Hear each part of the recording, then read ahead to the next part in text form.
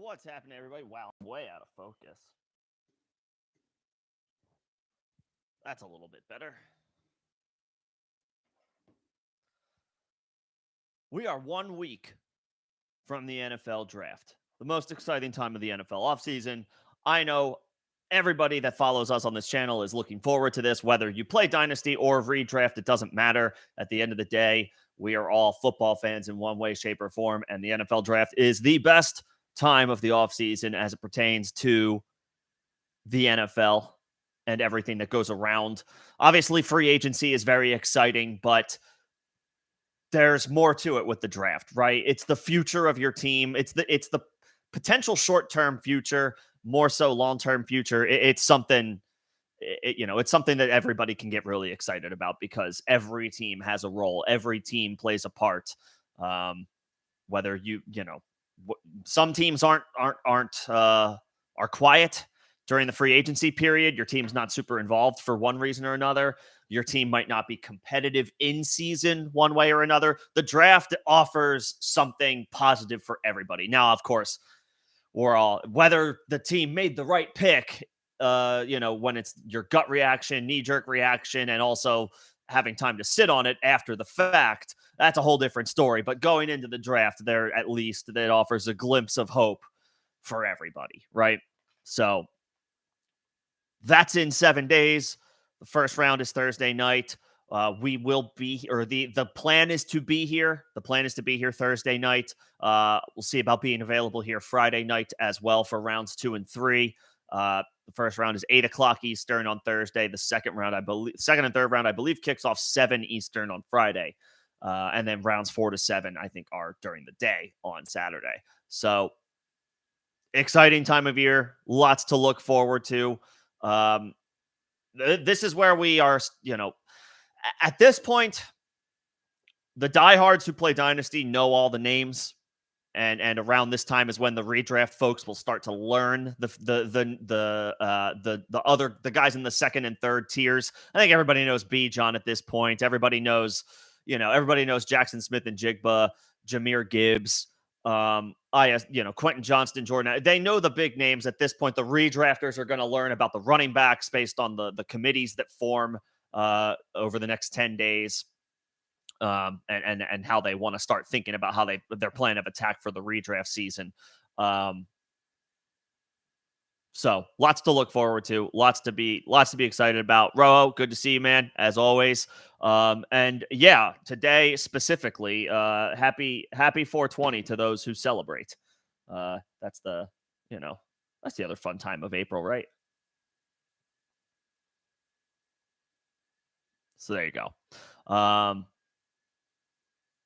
This is where we start to see the end of the mock drafts and which rookie running back do you like over the other rookie running backs? I mean, at this point, that's all kind of been debated and discussed over the past 2.5 months.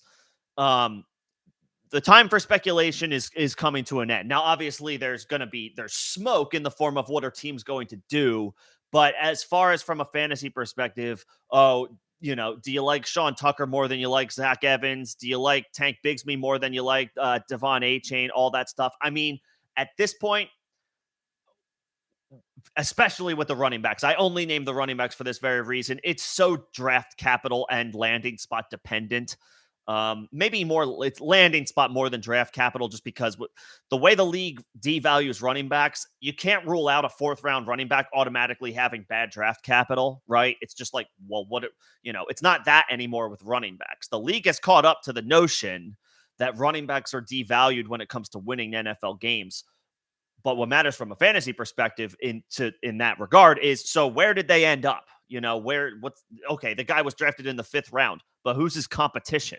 There might be more of an opportunity than you think just because a guy gets drafted in the 4th or 5th round. So we have to see how that plays out. Wide receiver, not as much. Obviously, there's always going to be a little bit more, of a pecking order, a depth chart involved here. But with the wide receivers, cream rises to the top. The talent will eventually show itself, regardless of landing spot or not. Running back, it's a little bit more dependent just because of the shelf life. So who you would rather take, which rookie would you take over this guy or this guy? Those answers will become more definitive by the end of the day on Saturday, really. Next Saturday when the draft wraps up.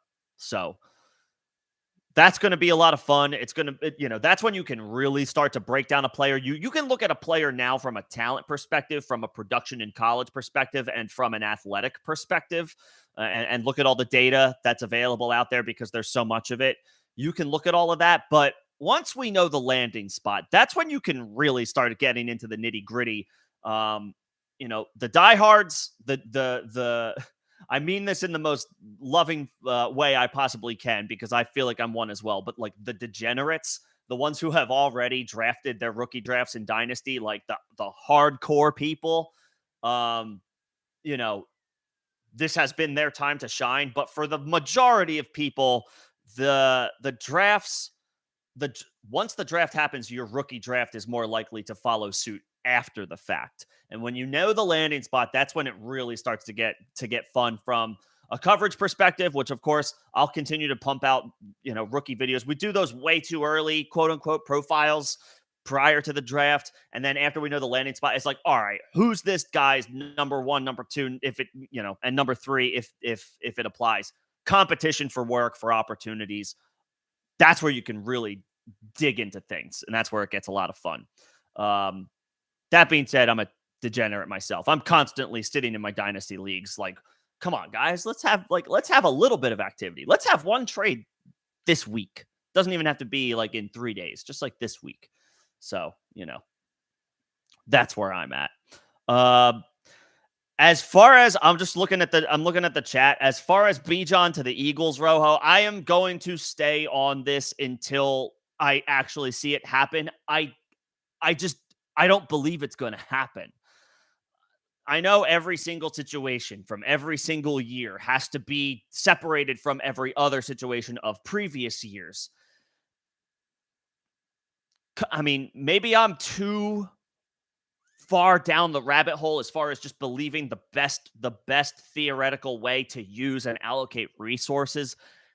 It's just not, generally speaking, good business to draft a running back in the first round. And I know I'm not giving any earth-shattering news here. I know y'all have all heard that mantra, and probably in some way, shape, or form, your thought process feels this. It's eventually going to adapt to how other teams think. If they can get a good running back later and address another premium position, a position that has a more significant impact week in, week out of winning the football game, I mean, you're gonna buy into that narrative and notion when there's facts and stats to back it up.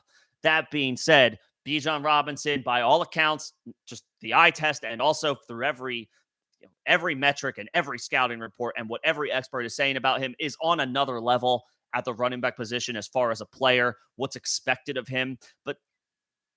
And so therefore you take him in the first round. I don't doubt Bijan. I don't doubt Bijan. I don't doubt that he's, as long as things go according to plan with his career, he's going to be excellent. But the hype is so high right now for Bijan Robinson. I'm separating fantasy here from, like, let's say an NFL team. I'll talk about him from a fantasy perspective in a second. But from an NFL perspective with Bijan, I mean, this is a rhetorical question because we all know the answer to it. But, like, how high is Bijan's stock right now? It's outrageous, right? It's crazy. Just to Dynasty re-enter it for a second, he's already Dynasty's RB1 by pretty much everybody you ask. Over McCaffrey, over Taylor, over Walker, over Breece Hall, over Saquon. He's over all those guys. He's like, he's 9 out of 10 experts, Dynasty players, you name it. Bijan is already the Dynasty 1. And now I'm done there. The way he's being talked about in NFL circles is like he has to be taken in the first round by an NFL team because he's going to be incredible. He's going to be awesome. He's the best prospect at the position since Saquon, who I just mentioned.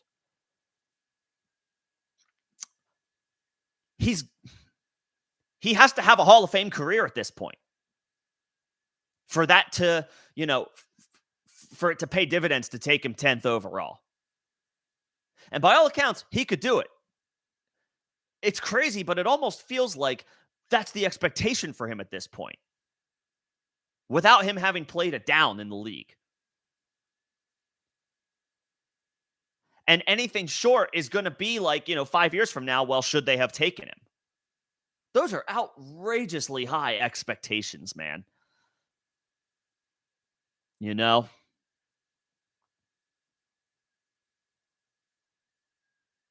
Crazy high expectations. And that's what's going to need to play out for the pick to be worth it. Or at least that's what it feels like right now, today, going into the draft. I'm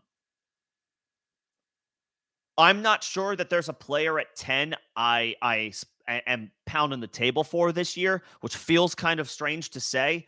Skoronski, the guard from Northwestern. I don't know. I don't want to take a guard at 10. Or, well, he played tackle in college, but by all accounts, he's going to have to play guard in the NFL. I don't want to take a guard at 10. I don't know that I want to take Van Ness. I'm not crazy about the options at 10. I mean, hell, they're not going to do this, but it's like, if Smith and Jigba's on the board, if we want to have an explosive offense, just grab him. Now, that's wide receiver overkill, right? You actually might get yourself into a little bit more trouble because wide receivers want their targets. And if there's 3 dudes who are potentially a wide receiver 1 any given week, I guess you don't want to cause any issues there. But it's like, I'd rather just take him. That being said, now, so we'll see. I'm still sticking to my guns that I don't think the Eagles are going to take Bijan Robinson at 10. Obviously, he's not going to be there at 30. So if they feel like 10 is their luxury pick and 30 is what they actually want to work with from the perspective of, okay, this is our actual pick, like we got a free pick in the top 10. I'll believe it when I see it. The Eagles haven't taken a running back in the first round in almost 40 years. I'm not sure that they're going to do it again, but I know that the speculation is rampant, and so now people are excited about it. Look, if he now goes back to fantasy, if he lands in Philly, yeah, he probably ends up being the RB3 off the board, behind Christian McCaffrey and Jonathan Taylor. Like, if he lands in Philly, redrafters are going to take him over Saquon, because the narrative will be, and it's true, but like the narrative is going to be nuts about how the Eagles are really good. They're electric on offense. They're stout on offense. They've got a great offensive line, this, that, and the other. They're going to look at the overall picture and they're going to buy into that narrative because it's an easy one to buy into. And they're going to take him RB3 overall in redraft leagues. That's going to happen. Not third pick overall, and not even necessarily a first round pick, but he would be the RB3 off the board. So in most redraft leagues, yeah, that's a first round pick, even in full PPR. Yeah. We'll see. I don't know if they're going to do it, but if they feel like 10 is their luxury pick as opposed to 30, I guess it's in the cards. I don't know. I will stay on the hill that I don't think they're going to do it. I don't think they're going to do it. But they're not afraid of making that type of noise either. A little splashy headline for the entire offseason. Alex, good to see you, man. I think most of my friends knew who Jameson Williams was, going into the draft last year. But yeah, they don't watch.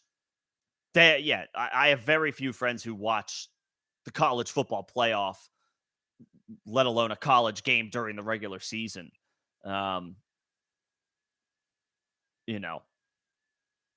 They all come to me. Their team could be picking, and because I have friends that they have, not everybody's an Eagles fan in my circle like I am. I have people who are kind of all over the map as far as who they like. They'll come to me if their team has a top pick, like a top 5 pick, and in any given year, there's an opportunity to draft a quarterback there. They'll be like, "So who's your favorite?" Like, dude. Um, so yeah, there's people who just like redraft, and they only just start paying attention in August, and that's okay. That's fine.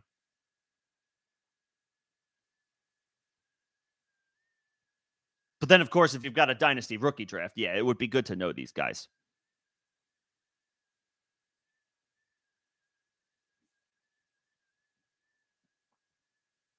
Yeah, it was the SEC. The SEC. No, what was it? The SEC championship game? I thought it was the national championship game. I think it was. I think it was the championship game. But yeah, but so like that's the biggest game of the college football season, and you like football. At least watch that. At least watch that. You're gonna get most likely. There's gonna be at least one SEC team in there, and there's gonna be NFL talent all over the field. You know, like now this last year's the counterattack to that for people who are like, well, why should I care? Was this past season's title game was awful, right? TCU was like wildly overmatched. They had a great game against Michigan, and then what was it, 41-3 in the championship game against Georgia? I mean, yeah. So I understand not what because that game was. I was like, I don't even want to watch this anymore, and that was at halftime. So the more casual fans are going to be out even sooner than that. It's like it's 28-3, and the team like clearly just doesn't have the talent to even think about a comeback.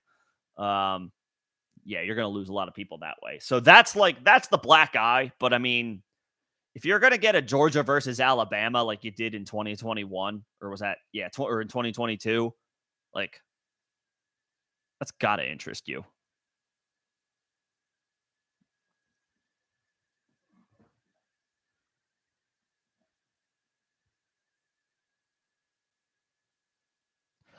Alex, you're drafting now. Who's on the clock? Or who's on the board? Who's still there? Who's there now?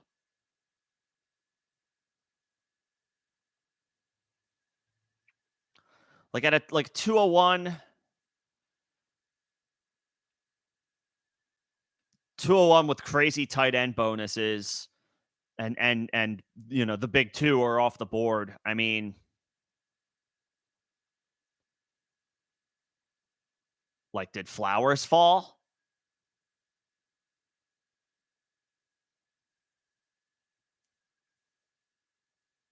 Probably not, but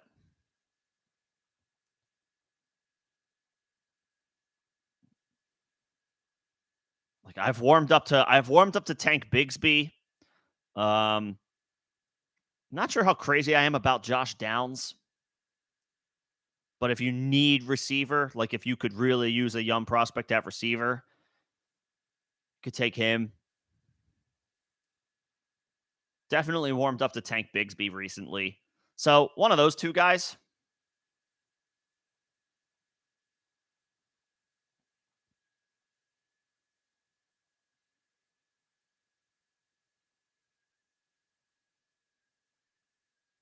could be good. I don't think I did a Bigsby. Did I do? I don't think I did a Bigsby video. Um,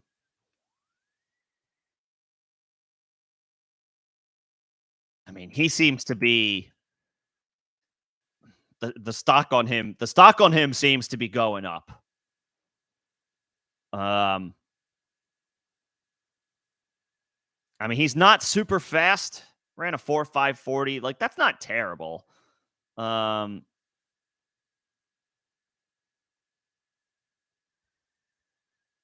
had some strong seasons. Had some strong seasons at Auburn.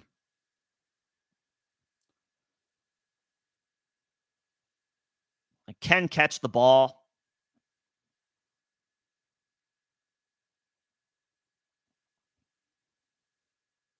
Not a ton of wear and tear. I think he's got like 500. He had like 500 or so touches in college. Maybe a little more than that.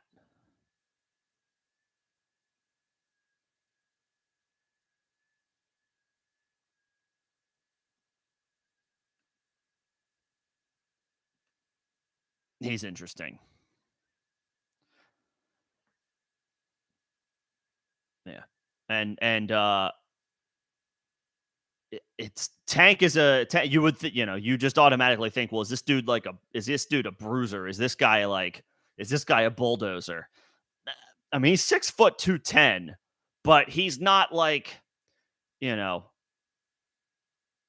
it's not like he's 240 pounds and he's just like he's just a guy where it's like he just goes in there and does the tough mutter stuff. Um, he's got the frame of, I won't say he's going to become a feature back, but he has the frame um to be a guy that you could put out there for 3 downs.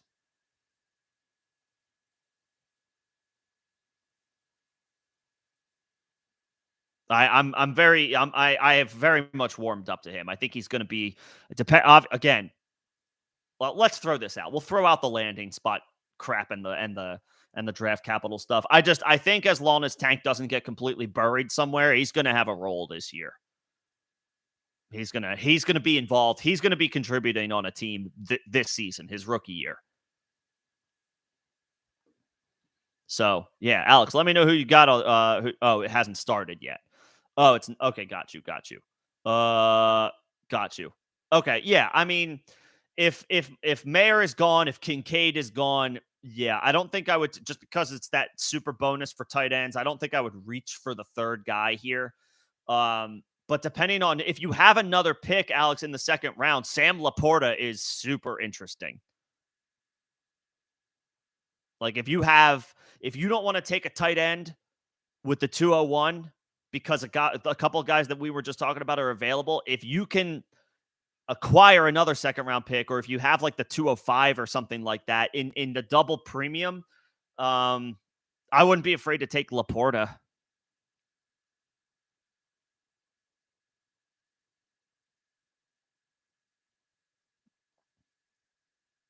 Where's his ADP on Sleeper?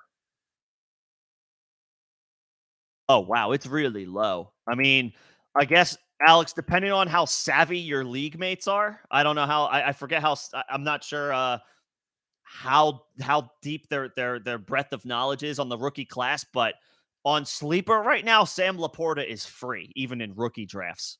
I would I would target him. And again, if your league is targets tight ends because of the bonus, then you might have to go late second round on him. But if they're not privy to that, if they don't, but if only a couple people buy into that strategy, or maybe they do let those even tight ends kind of slide under the radar, Laporta Alex would be the guy that I would suggest going after.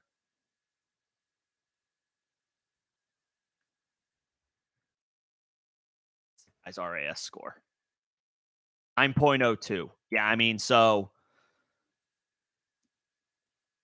that's pretty good. So we know he's an athlete. That's what it was. That's what I remember it being. Sam Laporta's got a 9+ point RAS score. That's the guy that, and just because, and I'm not going solely off of the RAS score, but he's the guy in two tight end premium where it's like, all right, I'll take you in the third round. I'll make sure I secure that guy if I can't get Kincaid or Mayer.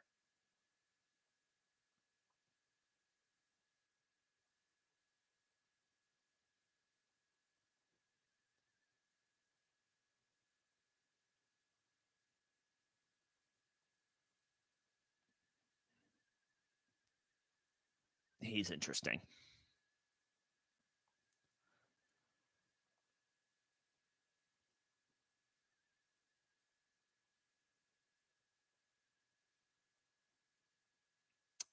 There's some good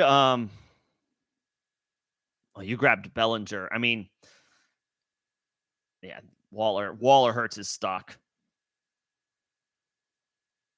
The Giants aren't exactly loaded with other weapons either just yet, so he could remain involved.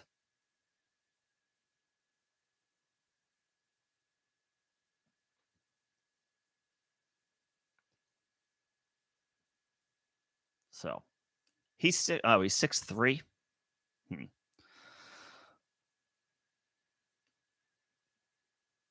I mean,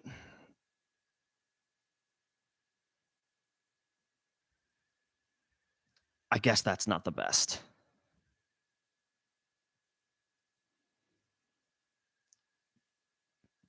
But I mean, he's a really good athlete at the position. That's like the first step, right? That's what that's one of the first steps or the first step. It's not the only thing. It's not the end all be all.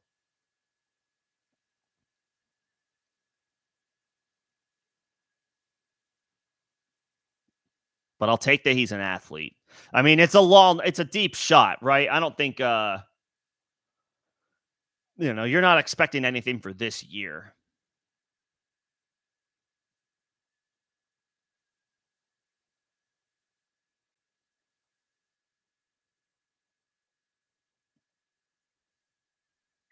But I think he got a lot of snaps in the slot. That's also another big indicator of success for the tight ends as far as pass catching. Like, are they able to line up in the slot? Um, Somebody had that data on Twitter, but that's something that's also good you know, to keep an eye on. And I believe most of his snaps came from there.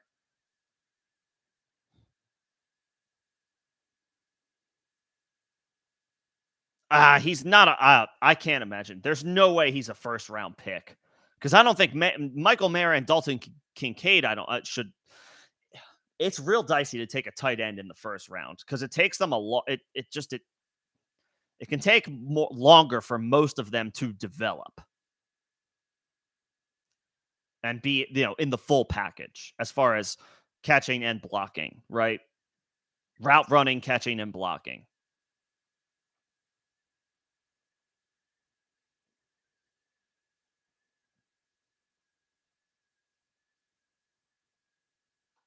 What's up, Mike? Good to see you, man. Um, yeah, Alex. I mean, with the 312, the 401, with those late picks, I would take it. All right, fine. If you don't want to take him in late second, again, maybe that was a little ambitious because of the two, the bonus, the big bonus you have for tight end scoring. I mean, if he falls to that 312 area, and you could even if the well dries up on tight end prospects and he's still there, I mean, I can't imagine it's going to cost that much to move up in the third round. Take the 312 and the 512 and turn it into the 304 or 5. I got to imagine that's doable.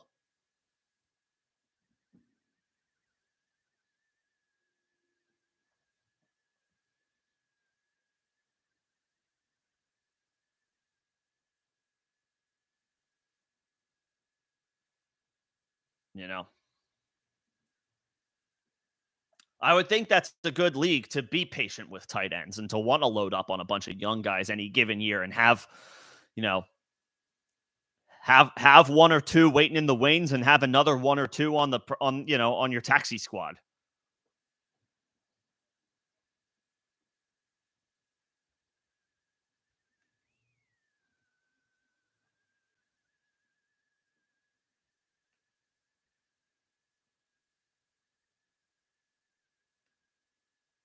Yeah, that's what you want. I think the only leagues I play in these days that don't have the tight end premium are just like a couple redraft leagues. Um, on top of Superflex being, I think is has kind of that's officially the default as far as leagues, but like tight end premium almost feels like it's a default piece of scoring now as well. Um, all the more reason to in those situations in redraft leagues. Just draft Travis Kelce like third overall.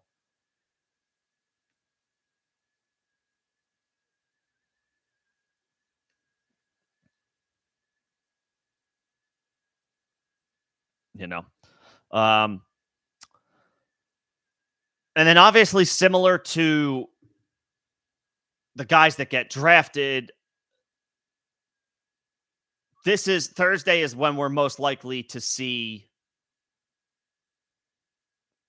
the veterans who are still potentially on the verge of getting moved, getting traded. This is probably when that all comes to fruition, right? I don't know if it'll go down with Aaron Rodgers. I don't know if he'll be a Jet this time next week, but the odds increase that a move actually finally happens, right? Because now there's the onus is on the team to get something done to be able to do something now in the draft. Um,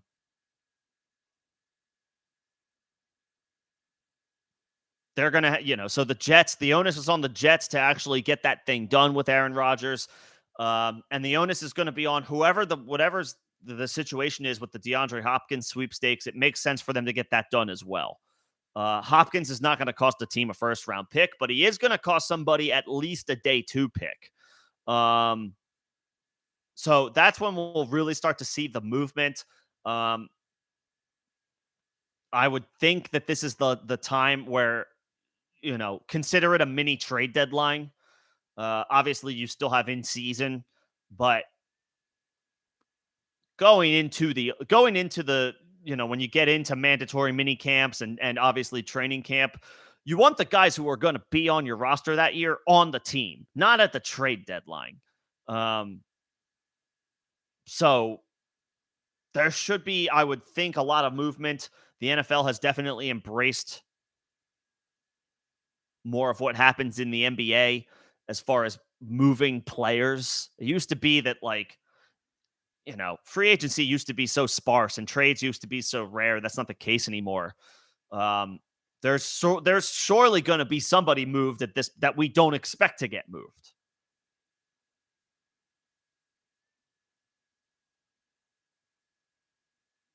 That's absolutely possible as well.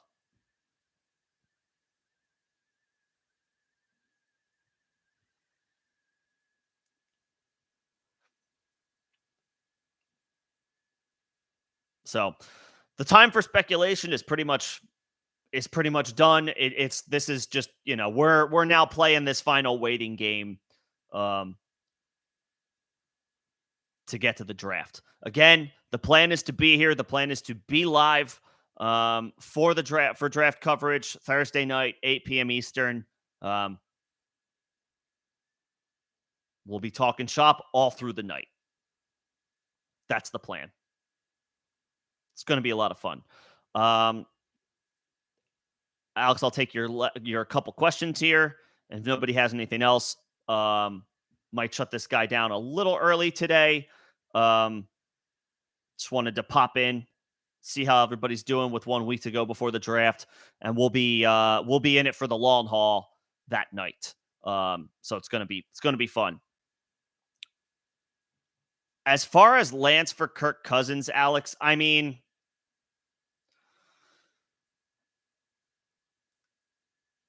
I guess it makes sense for the Vikings at this point to probably try to hit that reset button. I mean, Kirk Cousins has been there now for 5 or 6 years. His first year was 2018, right? First year was 2018. We're now in year 2023. What are the Vikings? How many playoff wins do the Vikings have in that time? One or two. I mean, so the Vikings could be looking to hit the reset button.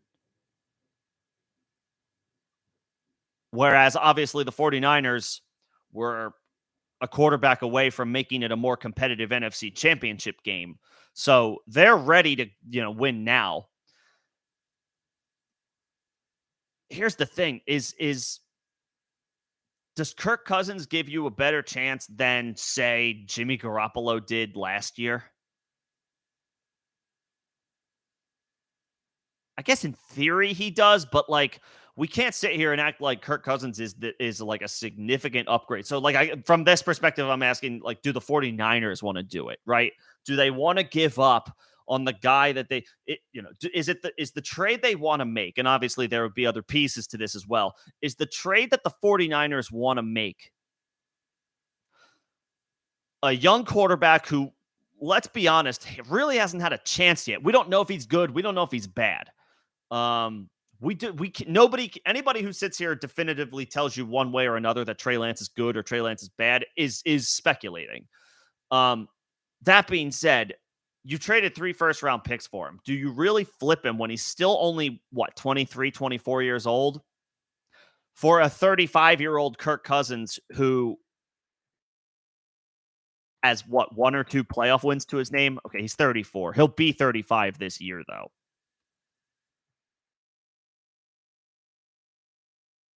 One. Kirk Cousins has, 1 playoff game. They went on the road and upset the Saints the year that the Chiefs won the Super Bowl. So that was 2019? They beat the 49ers in that Super Bowl. Yeah, Cousins has one win in the playoffs in his career, and he's going to be 35 in August. Now, I know he played on some bad Washington teams, but those Viking teams were supposed to be good. They added him for the same reason we're having this conversation now about the 49ers. Like, if, in this scenario where Kirk Cousins gets traded there. I mean, the Vikings were supposed to be, Cousins was supposed to be good enough where it's like, okay, the Vikings are going to compete now. They have 1 playoff win with him. So I don't know that it's realistic because I don't know why the 49ers would do it. I could see the Vikings wanting to do it. I can absolutely see the Vikings wanting to do it.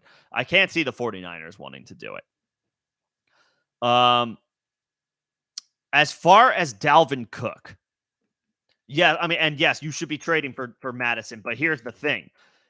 The Madison owner is going to be plugged in on the fact that that Dalvin Cook could just be released outright.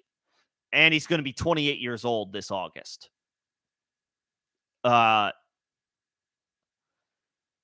You're going to have to overpay for Madison. So, and we don't know that the Vikings don't draft a running back in this class if they cut him outright. If they make him a post-June 1st cut, I mean, we're not gonna know that before this weekend. It would still free up Madison for a significant amount of opportunities if Dalvin Cook is not on the team. But do you want to send a first-round pick for Alexander Madison now, not knowing if the Vikings are going to add to their backfield? I guess I would say don't. There's too much.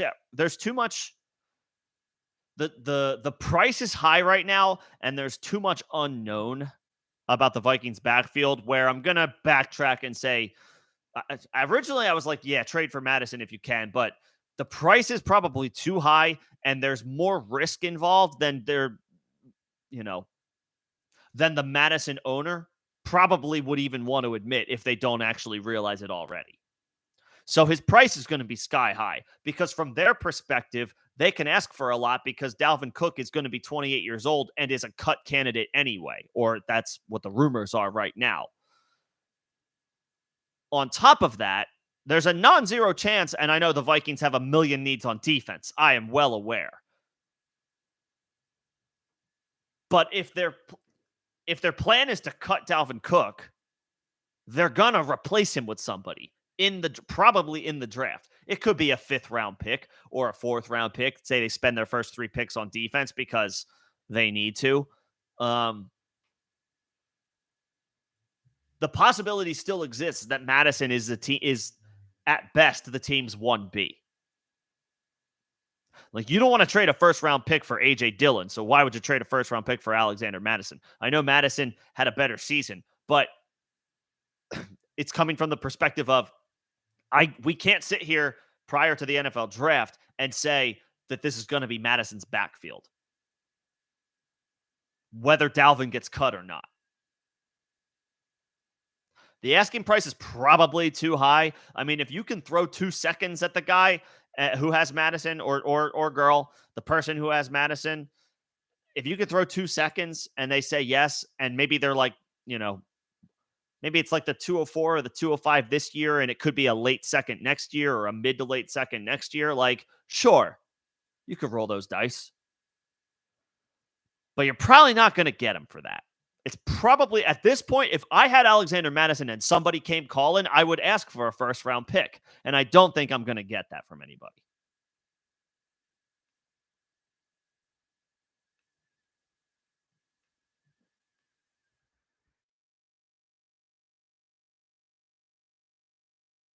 And I wouldn't want like the 111 or the 112. Because again, today, right now, there's hype for Madison because of the news surrounding Dalvin Cook. So I'm not going to settle for the 111 or the 112 or probably even the 110. I need to know that I'm going to get a really good player if I'm giving him up based on the hype that he has right now. If you can get him for 2 second-round picks, sure. Or if your second round pick this year is good, like in the top 5, then I would just offer that. But if it's the 205 or 206 or later, you're probably gonna have to throw something extra in there. If I would, I would go as high as like a top 15 pick.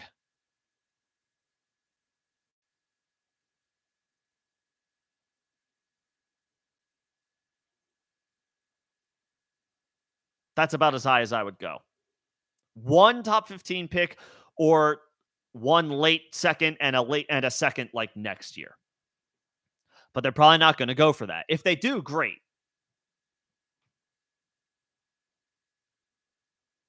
But the asking price is probably higher because of the hype.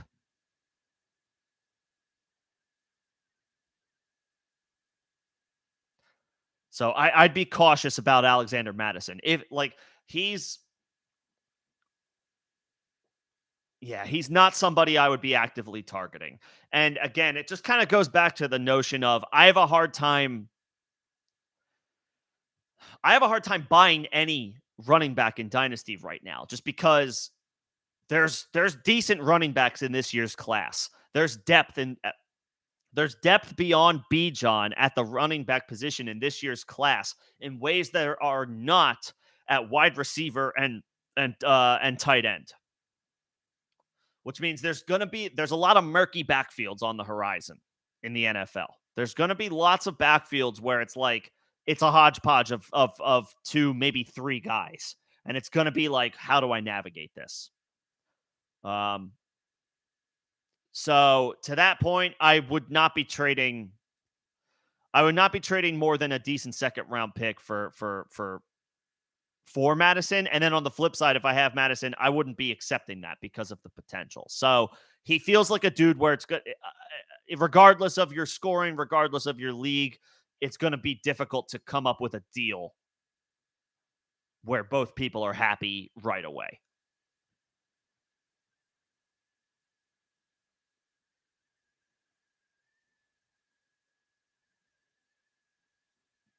So we'll see. There's lots of landing spots in NFL backfields that are about to be shaken up. This time, say next Friday night, and we'll be sure to have the coverage, as much coverage as we possibly can over the course of the weekend. Hope you guys are able to come hang out with us, whether it's for a minute or an hour. We'd love to have you. We will be around during the NFL draft Thursday night and Friday night. Looking forward to seeing what develops, what transpires this weekend, and there will be plenty of coverage and breakdowns after the fact to help shake out how things, where things land, where the chips land. That'll be it for me tonight. Again, next Thursday, 8 p.m. is the draft. I'll see if I can get online a little bit early to talk shop with everybody, to hang out, but we will be here for draft coverage throughout the weekend. Looking forward to it. Looking forward to hanging out with everybody then. Thanks, everybody. Have a great weekend. Have fun. Stay safe. I'll see you next week for the draft.